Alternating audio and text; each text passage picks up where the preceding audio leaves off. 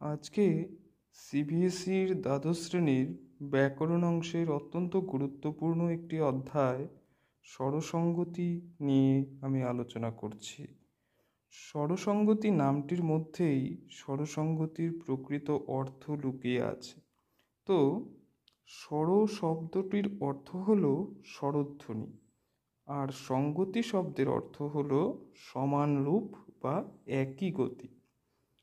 তো শব্দের মধ্যে যখন পাশাপাশি দুটি আলাদা স্বরধ্বনি থাকে তখন একটি আরেকটির প্রভাবে একই রূপ লাভ করলে অথবা প্রায় একই হয়ে গেলে উচ্চারণগত দিক থেকে তাকেই বলা হয় স্বরসঙ্গতি।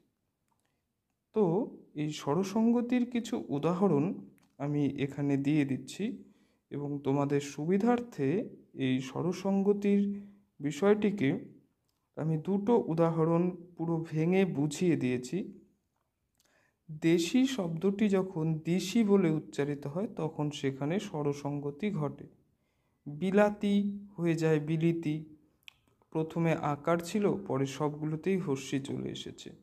বিকাল বিকেল, ইচ্ছা ইচ্ছে, মুক্তা মুক্ত, এই জাতীয়।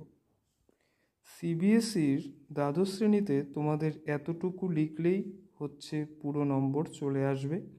এছাড়াও স্বরসঙ্গতির আরেকটু বিষয় রয়েছে, সেটা হচ্ছে যে প্রভাব অনুযায়ী স্বরসঙ্গতির তিনটে ভাগ হয়, অর্থাৎ যখন যার প্রভাব থাকে তারই হচ্ছে নাম হয়। যেমন প্রগত স্বরসঙ্গতি, পরাগত স্বরসঙ্গতি এবং অনন্য স্বরসঙ্গতি। মানে হচ্ছে কি, যে প্রগত মানে হচ্ছে পূর্বের, মানে আগের স্বরের প্রভাবে যদি হচ্ছে পরের স্বরবর্ণটি পরিবর্তিত হয় তখনই সেখানে হয় প্রগত স্বরসঙ্গতি। যেমন ধরো বিকাল বিকেল।